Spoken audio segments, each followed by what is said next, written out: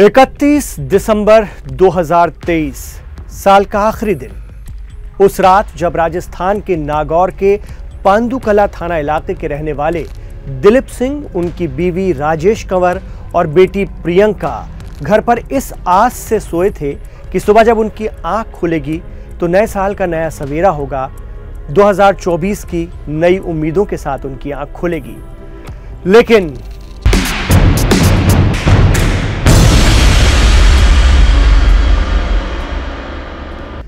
1 जनवरी 2024 की सुबह एक 20 साल का लड़का नागौर के पांडुकला थाने पहुंचता है। उसके हाथ में एक बिस्किट का पैकेट था और वो बड़ी बेफिक्री से मजे लेकर बिस्किट खा रहा था। लड़का सिपाही से बोला, तेरा थाना इंचार्ज किधर है? मैंने मर्डर कर दिया है। सिपाही ये सुनकर दंग रह गया।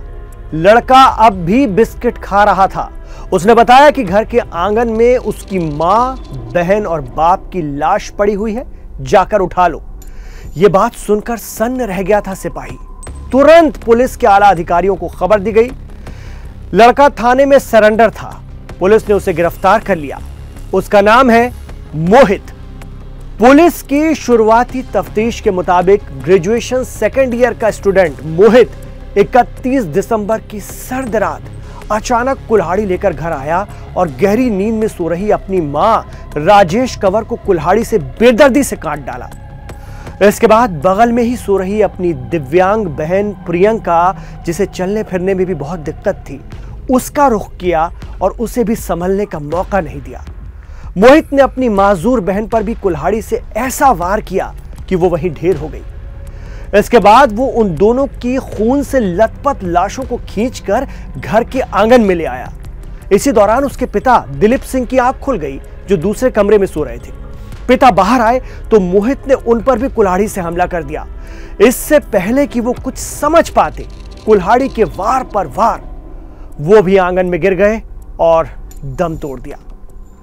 पुलिस के मुताबिक इस वारदात को अंजाम देने के बाद मोहित रात भर अपने मां बाप और बहन की लाश के पास बैठा रहा।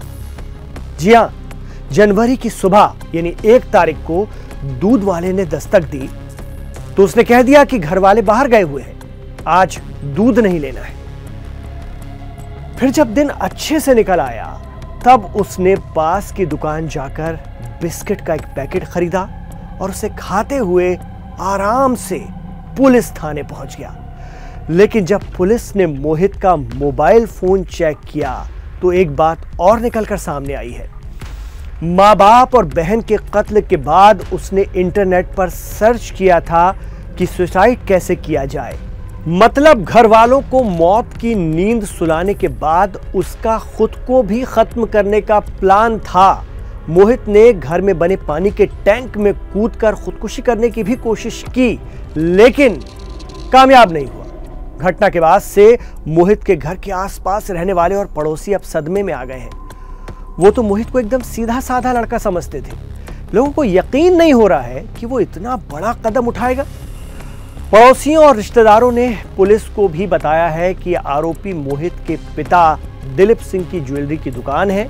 मोहित भी अपने पिता के साथ उसी दुकान पर हमेशा बैठा करता था। वो अक्सर अपने काम और उसके बाद मोबाइल में ही व्यस्त रहा करता था। वो बिना मतलब किसी से कोई बातचीत नहीं करता था। उसे मोबाइल पर ऑनलाइन गेम की लत लग गई थी। पुलिस इस बात की जांच कर रही है कि क्या हिंसक ऑनलाइन गेम या कंटेंट की लत ने उसे इस कदर हैवान बना दिया कि उसने घर वालों के साथ इतना बड़ा कांड कर दिया। उसकी बॉडी लैंग्वेज और पछतावे की कमी के आधार पर उसे मानसिक रूप से अस्थिर भी बताया जा रहा है। प्राइमरी ये लग रहा है कि ये मानसिक रूप से स्थिर नहीं है। इससे जो बात कर रहे हैं उससे बात से और अभी इसकी फेशियल उस पर भी उस प्रकार से इसने ऐसा आपराधिक बोध इसके मानसिक रूप में नहीं लगा। इसको और अभी थोड़ा समय रखते हुए बहुत पूछताछ रहेगी। प्राइमरी ये लग रहा है कि इसने मानसिक जो संतुलन ठीक नहीं था। उस पर इसका मोबाइल को भी हमने चेक किया। उस मोबाइल में भी कुछ सर्चेज हैं, गूगल सर्च, उसके अंदर ये आया तो खुद सुसाइडल कैसे अटेम्प्ट करते हैं, क्या होते हैं, उसकी भी है। उससे ये लगता है कि भाई इसने सुसाइड करने की प्रयास किए, साथ में परिवार को भी खत्म करके, ताकि जो इसके साथ में जो घटना चल रही थी उसको मन में उसका पूरा खात्मा जाए। जांच में मालूम चला है कि मोहित ने 1 महीने पहले ही हत्याओं की योजना बना ली थी, लेकिन वो इसे अंजाम नहीं दे पा रहा था। एक वजह और भी सामने आई है कि दुकानदारी में पैसों की रिकवरी को लेकर भी वो कुछ परेशान था। अब सच्चाई की तह तक जाने की नागौर पुलिस लगातार कोशिश कर रही है कि आखिर ऐसा क्या हुआ कि बेटे ने मां बाप और बहन को यूं खत्म कर दिया। मोबाइल पर हिंसक ऑनलाइन गेम्स की लत उसे इस हद तक बीमार और खतरनाक बना देगी, किसी ने सोचा भी नहीं था।